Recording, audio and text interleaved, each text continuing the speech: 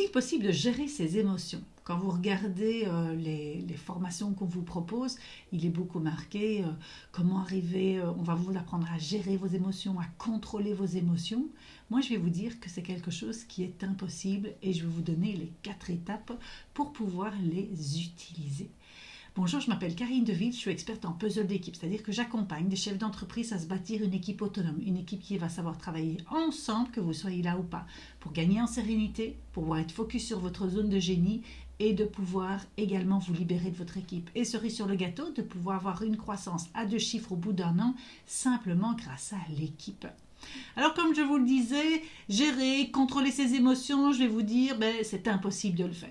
Vous l'avez peut-être déjà remarqué, vous avez déjà peut-être été à des formations où vous apprenez des choses et vous vous dites « Oui, mais qu'est-ce que je fais moi avec ça ?»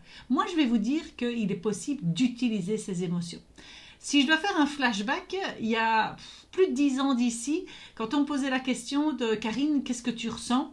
Je ne savais pas répondre parce que pourtant je bouillonnais, ça se voyait dans mon non-verbal que j'avais plein d'émotions. Par contre, je ne savais pas mettre un mot dessus, je ne savais pas les identifier et donc ça partait en vrille. Et donc, la première étape, c'est de pouvoir identifier son émotion, de pouvoir savoir est-ce que c'est plutôt de l'ordre de la joie, de l'ordre de la tristesse, de l'ordre de la colère, de l'ordre du dégoût, de la honte, du soulagement, de la surprise ou encore de la peur. Voilà. Vous voyez, moi je travaille avec 8 émotions de base.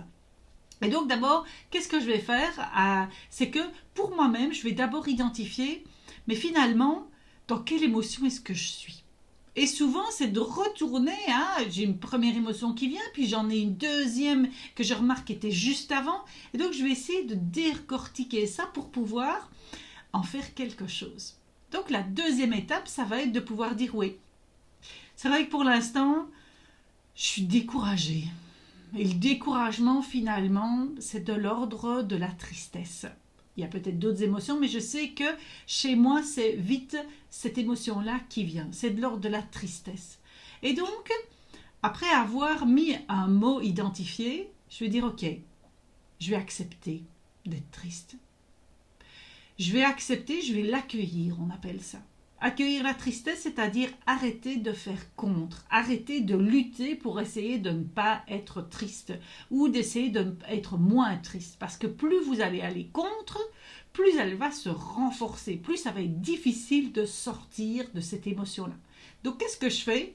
Je la prends sous le bras et je continue.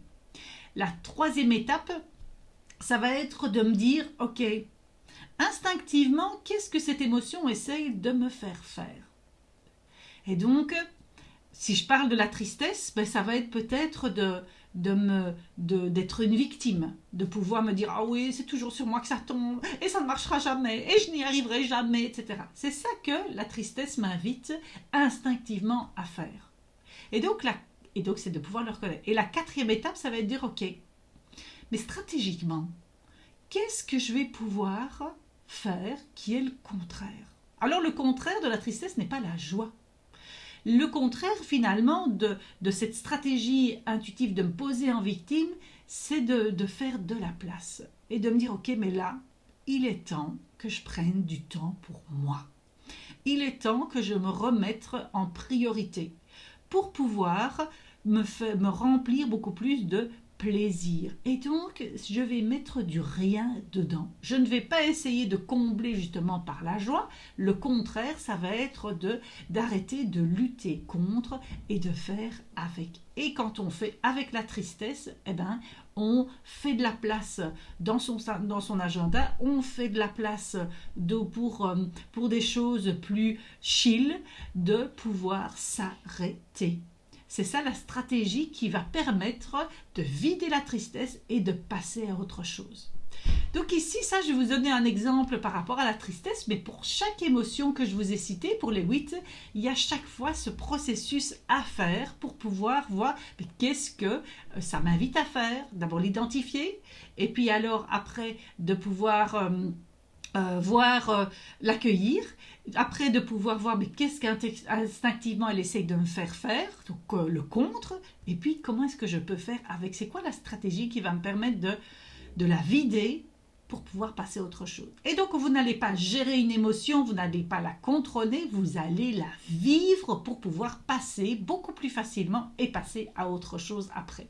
Et n'imaginez pas qu'elle ne reviendra pas. Cette émotion, elle reviendra à un moment donné. Par contre, vous aurez appris à pouvoir l'utiliser, à pouvoir la vivre et donc ça va aller de plus en plus vite. Moi, avant, il me fallait plusieurs jours. Maintenant, en 24 heures, je retourne la situation et même des fois pendant la journée, j'arrive à retourner la situation parce que je fais ces 4 étapes. Je vous souhaite en tous les cas de pouvoir tester ces 4 étapes. Dites-moi l'étape qui sera la plus difficile pour vous ou celle que vous mettez en place le plus facilement. J'espère avoir vos retours ici en bas dans les commentaires. Sinon, je vous invite à vous abonner à cette chaîne YouTube parce que vous allez avoir une vidéo par jour. J'espère aussi que vous avez déjà passé votre test Mon style de management parce que vous allez avoir un diagnostic qui va vous permettre de pouvoir voir, mais moi en tant que gestionnaire d'équipe, finalement, quelles sont mes forces et sur quoi est-ce que vous pouvez déjà vous améliorer. Et la dernière chose, si vous pensez que cette vidéo peut aider quelqu'un, envoyez-lui. On ne peut pas aider tout le monde, on peut aider une personne à la fois. Je vous souhaite une belle journée. Au revoir.